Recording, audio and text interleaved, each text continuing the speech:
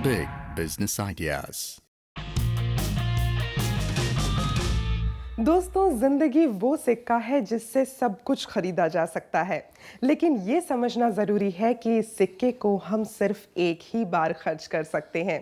तो इस खर्च को किस तरह से हम बना सकते हैं अपना मुनाफा, ये बताने के लिए शिल्पा भावना आ गई है आपके टेलीविजन डेस्टिनेशन पर with your very own programme Big Business Ideas powered by Tap Fox beyond socialising. किसी भी राष्ट्र की समृद्धि का आधार होती है शिक्षा, लेकिन भारतीय प्राचीन काल में शिक्षा जात के आधार पर दी जाती थी।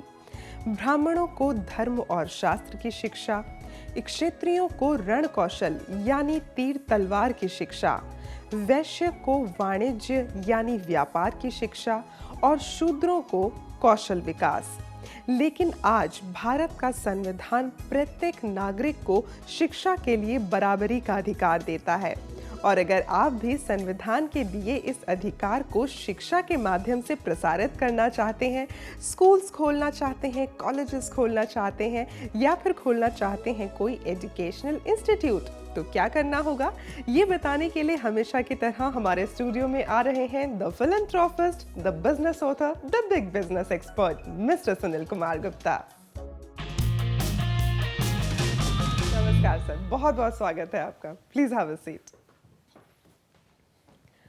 सर, हम अपने देश में राष्ट्र निर्माण की बात करते हैं, जो हम चाहते हैं कि हमारा देश बहुत आगे बढ़े, और किसी भी देश को जब आगे बढ़ना हो तो शिक्षा उसका मूल आधार होता है। लेकिन क्या आपको लगता है कि हमारे देश में इतने स्कूल्स और कॉलेजेस हैं कि हम अपने उस शिक्षा का जो सपना है उसे पूरा कर सकें? शिल्पा जी, हमारे देश में साक्षरता रेट 100% नहीं है।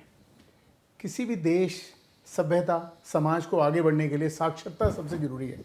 जी तो बिल्कुल। साक्षरता रेट 100% करने के लिए स्कूल और कॉलेजेस का होना जरूरी है। जी। आज हम देखें तो हमारे देश में लगभग 15 लाख स्कूल हैं। लेकिन तब भी साक्षरता रेट में हम पीछे हैं। वो इसलिए शायद क्योंकि पॉपुलेशन बहुत ज़्यादा है। पॉपुलेशन बहुत ज़्यादा है। जी। सरकार ने जो सर्व शिक्षा अभियान चलाया था, जी। उसके तहत शिक्षा को बहुत जोर दिया गया और उससे जो हमारी प्राइमरी एजुकेशन है वो बहुत हद तक आगे बढ़ रही है। मतलब 5वीं क्लास तक की जो पांचवी क्लास पढ़ाई तक होती है। लोगों को पूरी शिक्षा मिल रही है। जी। लेकिन सेकेंडरी स्कूल में अभी बॉटलनेक है। मतलब सेकेंडरी स्कूल इतने ज़्यादा नहीं हैं कि जो बच्चे प्राइमरी स्कूल से निकल के आ रहे हैं उनको सेकेंडरी एजुकेशन मिले। और यहीं पर ही जैसे हमारा देश देख रहा है कि उनको स्किल डेवलपमेंट में आगे ट्रेन किया जाए या कहाँ किया जाए, तो वहाँ पर बॉटलनेक है, वहाँ पर जरूरत है अभी आगे स्कूल बढ़ाने की। इतनी बड़ी पॉपुलेशन के लिए सरकार अकेले इतने स्कूल या कॉलेजेस स्थापित कर दे, ये भी मुमकिन नहीं है। ये मुमकिन नहीं है, बिल्कुल मुमकिन नहीं है। हमारे देश में स्कूल देखें तो 3 तरह के स्कूल हैं। पहला स्कूल जो गवर्नमेंट के अपने स्कूल होते हैं, जो गवर्नमेंट फंडेड होते हैं पूरी तरीके से, गवर्नमेंट ही उन्हें एस्टेब्लिश करती है, गवर्नमेंट ही उन्हें चलाती है। दूसरे तरह के स्कूल होते हैं जो गवर्नमेंट फंडेड होते हैं, जिसमें कि स्कूल बनाने के बाद गवर्नमेंट उनको कुछ फंड देती है जिससे वो रन कर सकें। तीसरे स्कूल होते हैं जो कि प्राइवेटली फंडेड होते हैं। अच्छा, तो वो प्राइवेट फंड से चलाए जाते हैं? वो प्राइवेट फंड से चलाए जाते हैं। वो कुछ लोग, समूह, जो अपनी जो ऑर्गेनाइजेशन होती हैं, जिन्हें हम नॉन गवर्नमेंटल ऑर्गेनाइजेशन बोलते हैं, वो चलाती हैं। जी। और वो जो संस्थाएं हैं वो अपने पैसे से या जनता से डायरेक्टली लेकर, मतलब उसमें गवर्नमेंट से वो किसी प्रकार की एड नहीं लेते, वो जनता से पैसे लेके और अपने पैसे लगा के स्कूल को एस्टेब्लिश करते हैं जी। और अपने ही फंड से उसको चलाते भी हैं। जो बच्चों से फीस मिलती है उससे, या अगर फीस पर्याप्त नहीं होती तो वो लोगों से डोनेशन लेते हैं और उस प्रकार से स्कूल को चलाते हैं। उसको हम बोलते हैं प्राइवेटली फंडेड, जिसमें गवर्नमेंट का कोई फंड इन्वॉल्व नहीं होता। तो इन 3 तरीकों से हमारे समाज में अगर देखा जाए तो जो साक्षरता का एक पूरा अभियान है उसको कहीं ना कहीं लोग पूरा कर रहे हैं। और मुझे आपको ये बताते हुए बेहद खुशी है कि आज हमारे साथ जो मेहमान आ रहे हैं वो समाज के लिए ऐसा ही कुछ खास कर रहे हैं, तो उन्हें बुला लिया जाए। निसंदेह। दोस्तों, आपको बताना चाहेंगे कि आज जो मेहमान हमारे साथ स्टूडियो में आ रहे हैं, आप पूरी तरह से समाज की सेवा में कार्यरत हैं। जैसे बच्चों को प्राइमरी, सेकेंडरी और लॉ एजुकेशन प्रोवाइड करना, डिफरेंटली एबल्ड बच्चों को समाज की मुख्य धारा के साथ जोड़ना, वृद्धों का ख्याल रखना और साथ ही नशाग्रस्त व्यक्तियों को नशा मुक्ति दिलाना। He is excelling in all the social activities. Please welcome the chairman of Campus College of Law and the secretary of Bhagirath Seva Sansthan, Shri Karunakar Shukla. नमस्कार सर, बहुत बहुत स्वागत है आपका। धन्यवाद। नमस्कार। प्लीज बैठिए। तो सर, सबसे पहले तो आपसे मैं यही जानना चाहूँगी कि आप एक जो लॉ कॉलेज चला रहे हैं और आप एक एनजीओ के साथ भी जुड़े हुए हैं, लेकिन आपका बैकग्राउंड इन दोनों में से कहीं मैच नहीं करता। आप एक इंजीनियर थे जी। तो किस तरह से आपका आगमन हुआ इस क्षेत्र में?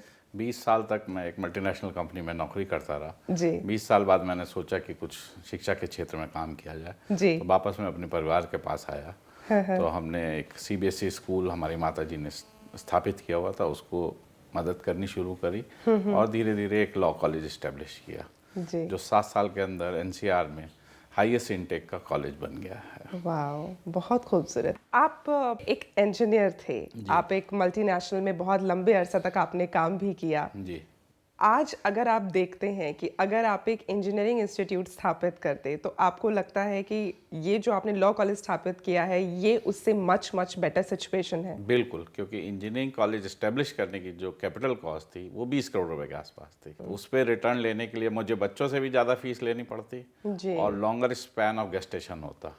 इसमें इन्वेस्टमेंट कम है मेरा जी। और मैं इसी वजह से फीस भी सबसे कम रखी हुई है मैंने एनसीआर में। तो और मेरे बच्चों को पढ़ाई अच्छी मिल रही है, नौकरियां मिल रही हैं, तो वो एक कॉज ऑफ सेटिस्फेक्शन है। जी।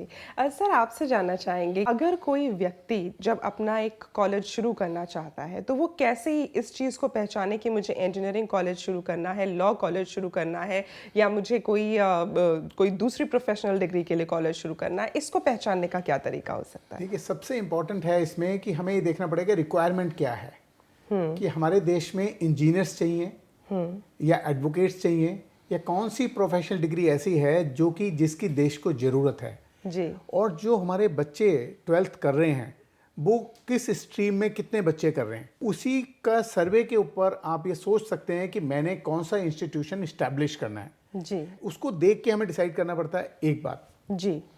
दूसरी बात हमें देखनी पड़ती है कि अपने पास इन्वेस्टमेंट कितनी है। यदि हमारे पास इन्वेस्टमेंट कम है, जैसे शुक्ला जी ने बताया कि लॉ कॉलेज में इन्वेस्टमेंट कम है, क्योंकि लॉ कॉलेज में जो लैंड की रिक्वायरमेंट है वो बहुत कम है।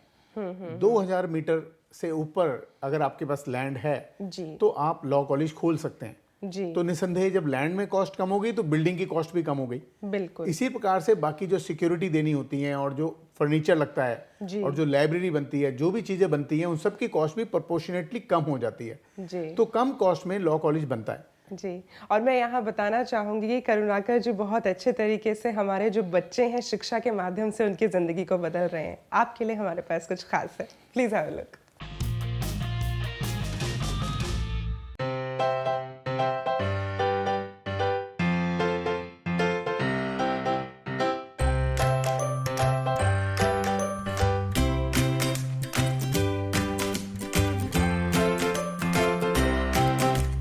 काम कोई भी किया जाए और जो समाज से जुड़ा हो, उसमें विभिन्न प्रकार की चुनौतियाँ आती हैं। लोगों की बहुत जिज्ञासाएँ होती हैं, शंकाएँ होती हैं। किसी भी नई एक्टिविटी को शुरू कीजिए, क्योंकि जो हमारे काम हैं वो हम लोग समाज से जुड़ के ही करते हैं।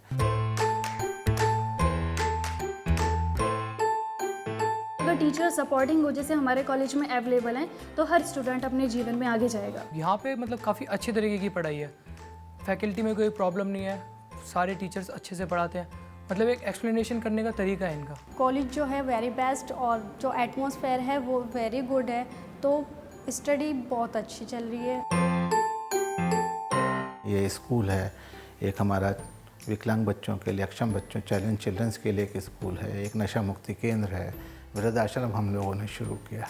तो समाज के काम है, हर तरीके की चुनौती आपको देखनी पड़ती है।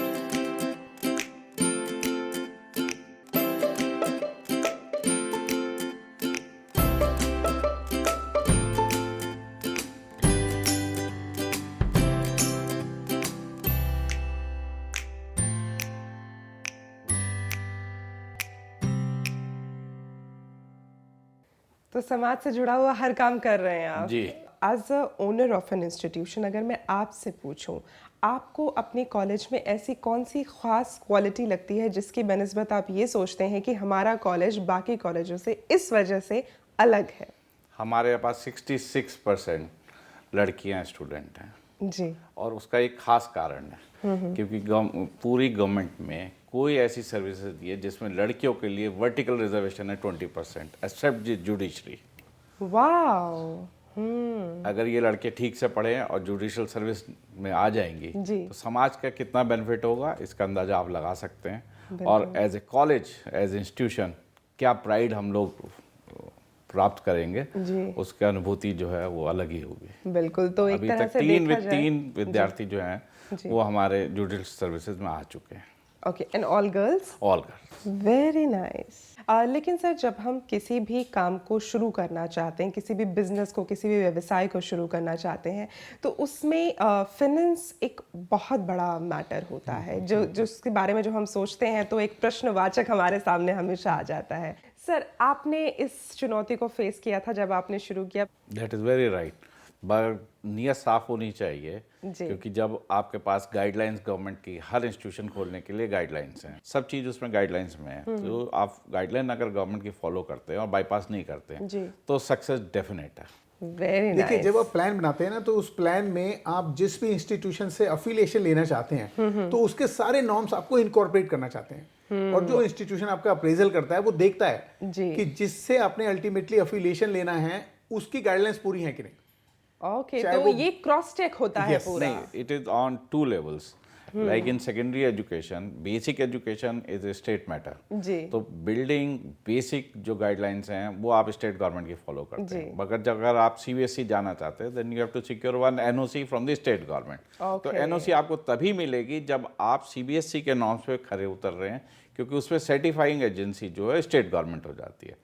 Like in higher education, the affiliating university will first cross check across the country. अगर आपको लॉ कॉलेज खोलना है तो बार काउंसिल की गाइडलाइन प्रिवेल करेंगे, वो करनी पड़ेंगी। जी। और वैसे भी अगर देखा जाए तो अगर किसी भी काम को हमें करना है तो उसे करने का सिर्फ एक ही रास्ता होता है और वो है सही रास्ता। जब तक हम उसे नहीं पकड़ेंगे तब तक हम आगे नहीं बढ़ सकते। फिलहाल हम एक छोटा सा ब्रेक ले रहे हैं, लेकिन ब्रेक के बाद हम आपको बताएंगे कि अगर आप कोई स्कूल खोलना चाहते हैं या कॉलेज खोलना चाहते हैं तो कैसे खोल सकते हैं। स्टे ट्यून्ड, देखते रहिए बिग बिजनेस आइडियाज।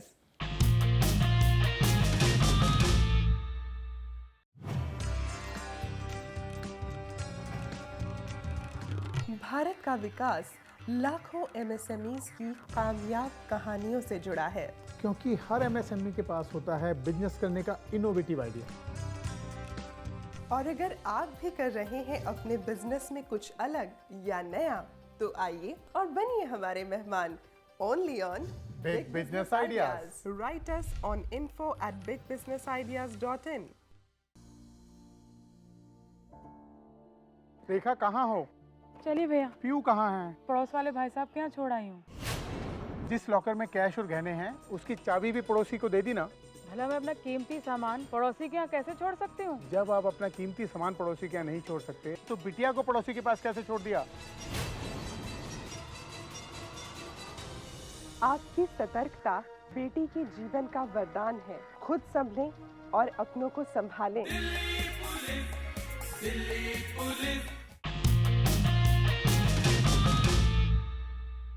एक बार फिर से स्वागत है आपका। आप देख रहे हैं Big Business Ideas powered by Tap Fox. Sir, break पे जाने से पहले हमने बात की थी कि हम अपने दर्शकों को बताएंगे कि अगर वो कोई स्कूल या कॉलेज खोलना चाहते हैं तो उसके लिए उन्हें क्या क्या करना पड़ेगा, कहाँ रजिस्ट्रेशंस लेने पड़ेंगे। लेकिन उससे पहले मैं आपको कुछ दिखाना चाहती हूँ, बिकॉज मुझे लगता है कि ये एक ऐसी चीज़ है जिसकी ज़रूरत हर बिजनेस में है और ये सवाल भी सबके मन में है। Please have a look. कोई भी हम सेटअप कर रहे हैं, land is a very big thing, उस पर ही हमारा सारा इन्वेस्टमेंट है, हमारी पूरी सेटअप है।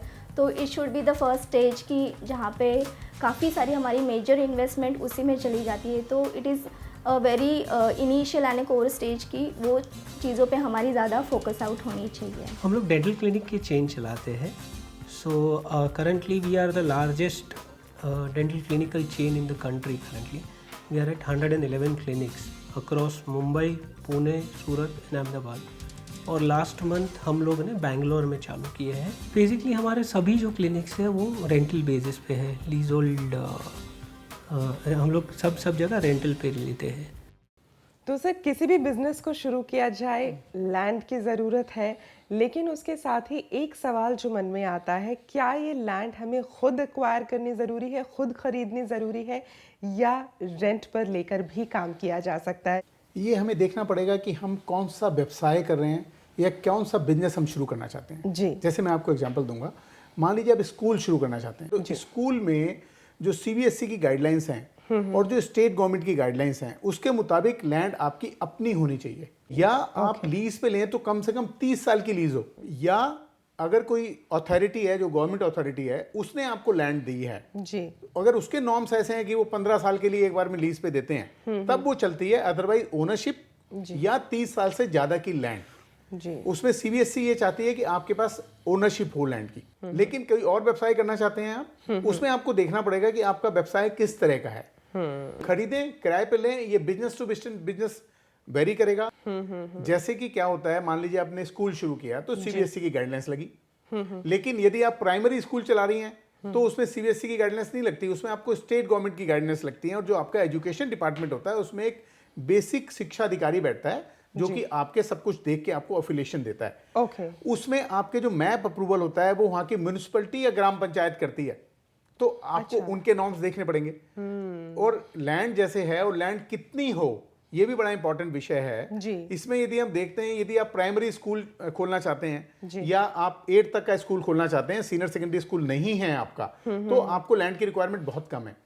लेकिन यदि आप चाहते हैं कि मेरा स्कूल अल्टीमेटली 12 तक बने, तो उसको पहले दिन देख लेना चाहिए कि CBSE की गाइडलाइंस क्या है, या उस स्टेट बोर्ड से अगर वो अफिलिएशन लेना चाहता है तो स्टेट बोर्ड की गाइडलाइंस क्या है। उसको कम से कम उतनी लैंड खरीदनी ही चाहिए वो बिजनेस शुरू करने से पहले, नहीं तो उसका बिजनेस अल्टीमेटली वो रिजल्ट नहीं दे पाएगा जिसकी एक्सपेक्टेशन से उन्होंने स्कूल को शुरू किया है। जी, और जब हम एक गाइडलाइन को पूरा नहीं करते हैं तो देन इट फॉल्स। क्योंकि जैसे मैं आपको एग्जांपल दूं कि CBSE कहता है कि यदि आपको सीनियर सेकेंडरी स्कूल खोलना है जी, वो दिल्ली, मुंबई, चेन्नई, हैदराबाद, बेंगलोर, कोलकाता या NCR में है, मतलब नोएडा, गाजियाबाद, गुड़गांव, फरीदाबाद, जो NCR रीजन में पड़ते हैं जी, तो उसमें कुल 1 एकड़ लैंड की जरूरत है। ओके। मतलब लगभग 4000 स्क्वायर मीटर लैंड की आपको जरूरत है ये 1 एकड़ 12th तक के स्कूल 12th तक के स्कूल के लिए। लेकिन यदि आपका स्कूल किसी कैपिटल के म्युनिसिपल जोन में है, किसी स्टेट कैपिटल के म्युनिसिपल जोन में है, जी, तो आपको 1 एकड़ लैंड की जरूरत है। और साथ ही आपको 1 एकड़ लैंड ऐसी होनी चाहिए, या तो आपके पास अपनी या किसी और इंस्टीट्यूशन से आपका टाई अप हो जहां फिजिकल एजुकेशन उनको दे सकें। ओके। तो आपको 1 एकड़ अपनी, 1 एकड़ का टाई अप या 2 एकड़ चाहिए, और कोई और स्थिति है तो आपको 2 एकड़ लैंड की जरूरत है। मतलब कि आप किसी कस्बे में या कहीं और लगाना चाहते हैं तो 2 एकड़ लैंड की जरूरत है। इसी प्रकार से बिल्डिंग के नॉर्म्स होते हैं, तो आपको सबसे पहले नॉर्म्स देखने जरूरी हैं। तो इसीलिए लैंड हम किराए पे लें, खरीदें, और कितनी खरीदें ये डिपेंड करता है कि आप कौन सा बिजनेस कर रहे हैं। बिल्कुल दोस्तों, ये सच है कि हमारे देश में विद्यालयों की बहुत ज़्यादा ज़रूरत है, और आप में से जो भी दर्शक स्कूल्स खोलना चाहते हैं, कॉलेजेस खोलना चाहते हैं, या कोई एजुकेशनल इंस्टीट्यूट खोलना चाहते हैं, ज़रूर आप इन इंस्टीट्यूट्स को ओपन कीजिए। लेकिन एक बात का हमेशा ख्याल रखें कि एजुकेशन कोई बिजनेस नहीं है, ये सिर्फ एक ज़रिया है हमारे देश को शिक्षा के माध्यम से और सुदृढ़ बनाने का। तो सर, आप अभी बात कर रहे थे कि किसी भी चीज़ की प्लानिंग बहुत इम्पॉर्टेंट है। एक बहुत इम्पॉर्टेंट चीज़ होती है जिसको हम लोग कहीं ना कहीं कभी कभी दरकिनार कर देते हैं, वो आपको दिखाना चाहेंगे प्लीज़। जब आप बिज़नेस चालू करते हैं तो पहले दिन से आपको इसको मेंटेन करना है। अगर खर्चा आपका आप पूरा पहले दिन से नहीं रिकॉर्ड करेंगे और नहीं लिखेंगे तो आप उसको कंट्रोल नहीं कर पाएंगे। तो ज़ीरो बेस बजटिंग वगैरह सब चीज़ होती है, मार्जिनल कॉस्टिंग होता है। उसमें आपका जब नया स्टार्टअप होता है तो कैपिटल कॉस्ट आपकी जो होती है वो बहुत ज़्यादा होती है, क्योंकि उसमें इन्वेस्टमेंट होती है। और आपका रेवेन्यू एक्सपेंडिचर जो है वो कंटिन्यूस आपका हर रेवेन्यू नेचर का एक्सपेंडिचर जो है वो सेम रहता है। लेकिन कैपिटल कॉस्ट जब तक आपकी पूरी ये नहीं होती है तब तक आपका बीईपी रेशो नहीं फुल फ्लेश हो पाता है। इसके लिए आपको पहले दिन से रिकॉर्ड मेंटेनेंस ज़रूरी है। वही बात हो रही है जो आपने बोला कि पहले दिन से प्लानिंग करनी ज़रूरी है, रिकॉर्ड भी मेंटेन करना है, क्योंकि अल्टीमेटली जब हम शिक्षा की बात करें, सामाजिक कार्य है, समाज के लिए है, लेकिन आपको वो एजुकेशन सिस्टम रन करना है, इंस्टीट्यूशन रन करना है। देखिए उज्ज्वला जी कॉस्ट अकाउंटेंट है, इन्होंने बहुत ही अच्छी बात कही है कि इन्होंने एक डिफ्रेंशिएशन करने की कोशिश की है कि एक होती है फिक्स कॉस्ट, मतलब कि जब आप कोई भी बिजनेस या स्कूल शुरू करेंगे तो उसमें लैंड में पैसा लगाएंगे जी, बिल्डिंग में पैसा लगाएंगे, उसका फर्नीचर खरीदेंगे, इक्विपमेंट खरीदेंगे, लाइब्रेरी बनाएंगे, लैब बनाएंगे, तो ये आपकी फिक्स कॉस्ट हो गई जी। तो ये तो फिक्स कॉस्ट आपकी करोड़ों में होगी या लाखों में होगी जी। और इसके बाद जब आपकी इनकम आनी शुरू होगी, मान लीजिए बच्चे से आप 1000 रुपए लेते हैं, तो उस 1000 रुपए खर्च करने के लिए कुछ खर्चा होगा, जैसे टीचर्स की सैलरी जाएगी, बिल्कुल स्टाफ की सैलरी जाएगी, तो वो जो पैसे आपको आएंगे उसमें से कुछ ही पैसा आपका फिक्स कॉस्ट में जाएगा। धीरे धीरे वो 1 यूनिट 2 यूनिट 3 यूनिट ऐसे जाके आपको 2-3 साल में लगेगा कि पहले तो 1-2 साल में तो आप ब्रेक इवन, मतलब जो बच्चों से ले रहे हो पहले तो उससे ज्यादा खर्च होगा, क्योंकि बच्चे कम होंगे, टीचर्स ज्यादा होंगे, क्योंकि टीचर्स तो आपको अफिलिएटिंग एजेंसी के नॉर्म्स के हिसाब से डे 1 में पूरे रखने हैं जी। बच्चे चाहे कम हो या ज्यादा तो आते रहेंगे ना, तो बच्चे तो आपको आते रहेंगे, बच्चे तो शुरू में तो पहले वो ब्रेक इवन ही निकलेगा। तो उज्ज्वला जी कहना चाह रही हैं कि सबसे पहले तो आप पूरा रिकॉर्ड मेंटेन करेंगे तो आपको ये पता लगेगा किस दिन तो ब्रेक इवन पे आ रहे हैं आप, मतलब अब तो रनिंग कॉस्ट में आपको पैसा नहीं लगाना।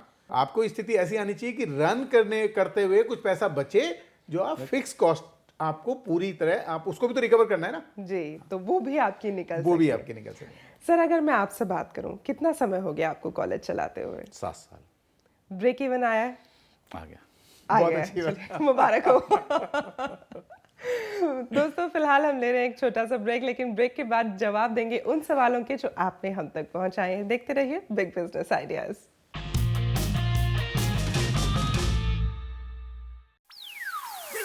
Hey, what's up? This is Hardcore. Oh, yeah. And you are watching me on Big Business Ideas. Only on Z Business. Gotta move ya. Look after your business. Your body, baby. Move your body, baby.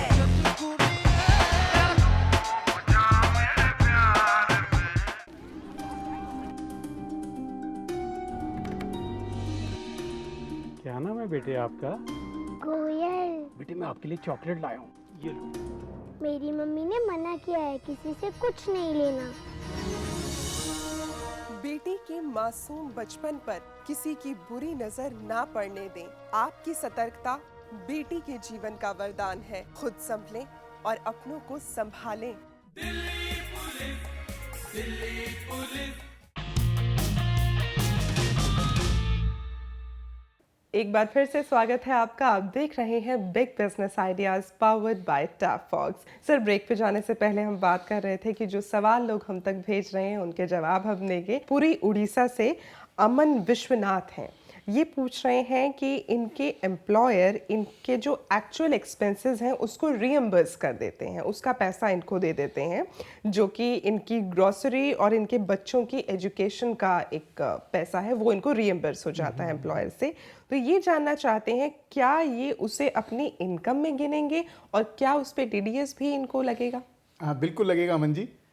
आपको ये जो income हो रही है ये taxable है, बेशक आपका खर्चा है, लेकिन ये जो रीइंबर्समेंट एम्प्लॉयर दे रहा है ये आपकी सैलरी का पार्ट ही माना जाएगा और इसमें आपका एम्प्लॉयर आपका TDS भी काटेगा और आपको इसे अपने टैक्सेबल इनकम में भी लेना पड़ेगा। ये मोतिहारी बिहार से प्रकाश झा जी हैं और आप कह रहे हैं कि आपने हमारे पिछले एपिसोड्स देखे थे जिसमें हमने बात की थी कि अगर आपको प्रोप्राइटर बनाना है या पार्टनरशिप बनाना है तो कैसे पहचानना है। तो आपका कहना है कि अब आपने पहचान लिया है कि मुझे प्रोप्राइटरशिप में बिजनेस शुरू करना है, लेकिन ये जानना चाहते हैं कि रजिस्ट्रेशन इसका कहाँ होगा? नहीं, मैं तो इनको मुबारकबाद देना चाहूंगा कि इन्होंने पहचान लिया और प्रोप्राइटरशिप से बिजनेस शुरू करने का प्लान कर लिया। क्योंकि प्रोप्राइटर है, हम हमेशा बताते हैं कंप्लायंस रजिस्ट्रेशन बहुत आसान है, इनको सिर्फ अपना पैन नंबर लेना है और यदि कोई ये सर्विस जो कोई ऐसी सर्विस दे रहे हैं जो कि टैक्सेबल है, सर्विस टैक्स में, तो सर्विस टैक्स का नंबर लेना है, वो भी अभी नहीं लेना, वो भी जब इनकी इनकम एक 10 लाख को क्रॉस होगी तब लेना है। तो अभी तो इनको सिर्फ अपना पैन नंबर लेना है और यदि ये कोई ऐसा प्रोडक्ट बना रहे हैं जो MSME में फॉल करता है तो MSME में रजिस्ट्रेशन जरूर करा लेना चाहिए, बहुत जरूरी है, और अदरवाइज पैन से एक अपना काम चालू कर सकते हैं। फिलहाल सर अब हम लोग सवाल ले रहे हैं वो जो टेलीफोन के माध्यम से लोगों ने रिकॉर्ड करके अपने सवाल हम तक पहुंचाए हैं। लेकिन आप सभी को बताना चाहूँगी, आप लोग सवाल भेज रहे हैं लेकिन आप अपनी फ़ोटोग्राफ साथ में नहीं भेज रहे।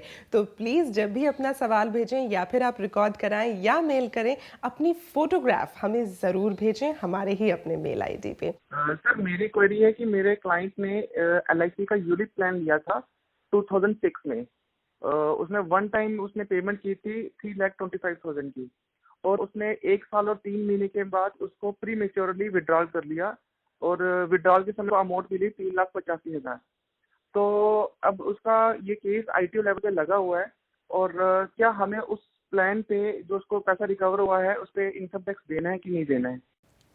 उदयपाल जी, आपकी इनकम हुई है उस पर टैक्स जरूर देना पड़ेगा, क्योंकि इसमें हमारे इनकम टैक्स एक्ट में किसी भी तरह की एग्जेम्पशंस या डिडक्शन उपलब्ध नहीं है। आपको इस इनकम पे टैक्स देना ही पड़ेगा। मेरा क्वेश्चन यही है कि मेरा आज का टर्नओवर 20 से 25 लाख का है, प्लस मैं चाहता हूँ कि मैं खुद मैन्युफैक्चरिंग स्टार्ट करना चाहता हूँ, तो उसके लिए क्या लोन मिल सकता है? बिल्कुल लोन मिल सकता है। टर्नओवर इन्होंने लिखी है लेकिन ये नहीं लिखा कितना लोन चाहिए, तो इनको मुद्रा योजना, जो कि बहुत आसान बहुत सरल योजना है, 10 लाख तक का लोन है तो वहाँ से मिल सकता है जी। और उससे ज़्यादा लोन है तो prime minister employment generation programme है, 25 लाख तक का लोन वहाँ से मिल सकता है जी। बल्कि सर मैं बताना चाहूँगी कि मुद्रा बैंक के बारे में ढेरों सवाल हमारे पास आते हैं। ये तो एक सवाल हमने आपके सामने किया है, मेल्स पर जब हम देखते हैं तो आप मान के चलिए करीब 50 सवाल एक दिन में सिर्फ मुद्रा बैंक से ही रिलेटेड होते हैं। एक सवाल और आया था हमारे पास जिनका कहना था कि उन्होंने ग्रेजुएशन किया हुआ है और वो अब अपना एक कोचिंग सेंटर शुरू करना चाहते हैं, तो ये जानना चाहते थे कि क्या इन्हें मुद्रा बैंक से लोन मिल सकता है? जरूर मिलेगा। मुद्रा में सभी के लिए है, जो भी छोटे व्यवसायी मतलब जो शुरुआत करना चाहते हैं तो उनको जरूर लोन मिलेगा। कुछ भी हो, ट्यूशन कोचिंग सेंटर बनाना चाहते हैं तो भी मिलेगा जी।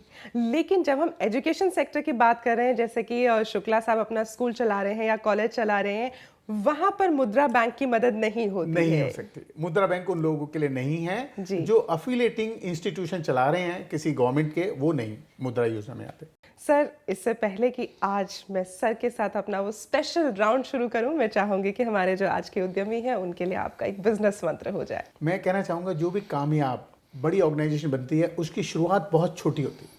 बहुत खूबसूरत। तो सर अब आगे हैं हम लोग उस पायदान पर जिसे हम कहते हैं कि ये एक शिल्पा भावना स्पेशल राउंड है। तो मैं आपसे क्वेश्चन पूछूंगी और आपको बहुत जल्दी जवाब देने हैं, because it is a rapid fire. तैयार हैं आप? बिल्कुल। आप पेशे से इंजीनियर हैं लेकिन आप एक स्कूल भी चलाते हैं, बच्चों को पढ़ाते हैं, आगे बढ़ाते हैं। आप कौन से काम में ज़्यादा इंजॉय कर पाते हैं या ज़्यादा सेटिस्फैक्शन आपको मिलता है? बच्चों को पढ़ाने में और उनकी सक्सेस में। सबसे ज़्यादा मुश्किलात आपको किस चीज़ में आती है? शिक्षा के ज़रिए बच्चों का भविष्य बनाने में, स्पेशल बच्चों को मेन स्ट्रीम में लाने में, या फिर एक व्यक्ति को नशा मुक्ति दिलाने में? नशा मुक्ति दिलाने में सबसे ज़्यादा मुश्किल रहती है। सबसे ज़्यादा मुश्किल उसमें। हम अपने जाने वाले को कहते हैं कि बस एक ही निर्णय ले लो कि आज नशा नहीं करना। Beautiful. Sir I must say कि आपने बहुत अच्छे से रैपिड फायर हमारे साथ खेला है और आपको बताना चाहूँगी कि हमारे पास आपके लिए कुछ ख़ास है, लेकिन ये ख़ास इसलिए नहीं है कि आपने रैपिड फायर बहुत अच्छे से खेला, बल्कि इसलिए है कि आप समाज के लिए बहुत अच्छा काम कर रहे हैं। Thank you. Thank you so much for coming here.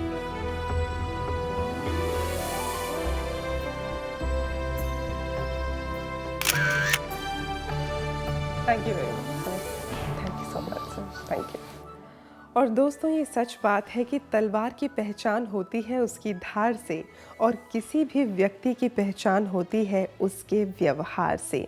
इसीलिए हमें ये समझना ज़रूरी है कि इंसान चाहे कितनी भी डिग्रीज ले ले, लेकिन उसकी वास्तविक शिक्षा का तब पता चलता है जब वो किसी के साथ एक अच्छा व्यवहार करता है। On that note Shilpa Bhavna would like to take your leave. अगली बार फिर होगी आपसे मुलाकात आप ही के अपने प्रोग्राम में जिसका नाम है big business ideas. Thank you so much. जय हिंद। Big Business Ideas.